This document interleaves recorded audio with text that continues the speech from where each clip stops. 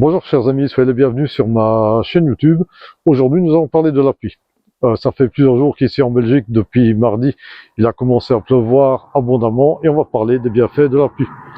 Évidemment, ici en Belgique, on a tendance à se plaindre du mauvais temps, qui fait souvent gris, qu'il pleut beaucoup.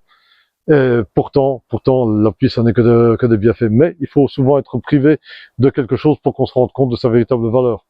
En 1999 ou 1999 pour nos amis français, j'ai effectué un voyage d'un mois en Mauritanie. La Mauritanie, c'est un pays désertique qui est situé entre le Maroc, le Sénégal et le Mali, en Afrique de l'Ouest. Et bien sûr, c'est un endroit désertique.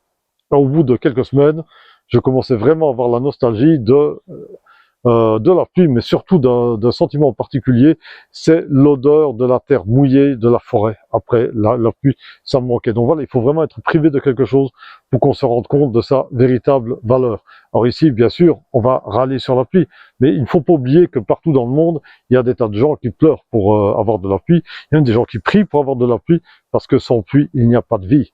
Et donc, pensons notamment aux pays du Sahel, aux pays de la Méditerranée qui manque de plus en plus d'eau, parce qu'il y a même un manque d'eau énorme dans certaines parties même de la France, en Espagne, etc. Et c'est encore plus grave au sud de la Méditerranée, Maroc, Algérie, Tunisie, il y a un gros problème de manque d'eau. Et la pluie, c'est vraiment la vie qui tombe du ciel. Pourquoi? Vous voyez ici, je vois ici mon jardin avant et après la pluie, il y a une différence énorme. Je vois que déjà la plupart des légumes que j'ai plantés ont commencé à tous grandir. Il y a aussi les mauvaises herbes qui ont grandi et la pelouse, on voit directement la différence. Alors, il faut savoir que l'eau de pluie n'a pas du tout la même vertu que l'eau de distribution. Si je n'ai pas d'eau, que j'arrose mon jardin avec l'eau de distribution, qui est fortement calcaire ici à Liège, les plantes vont être maintenues en vie, mais elles ne vont pas se développer.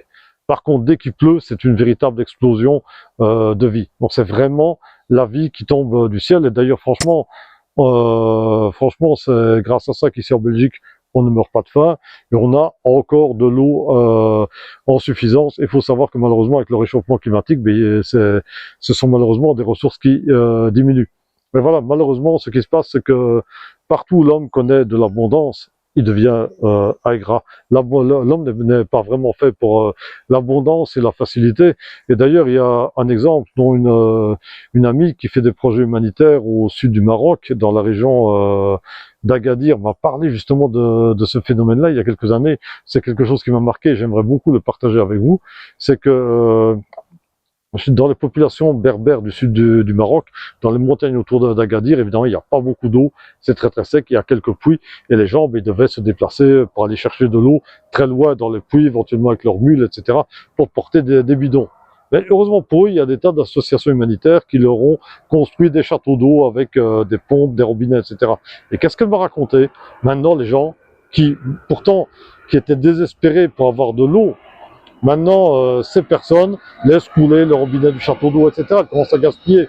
Donc malheureusement, c'est quand on a trop de quelque chose, ou qu'on a trop de facilité, que l'on commence à devenir quelque peu ingrat.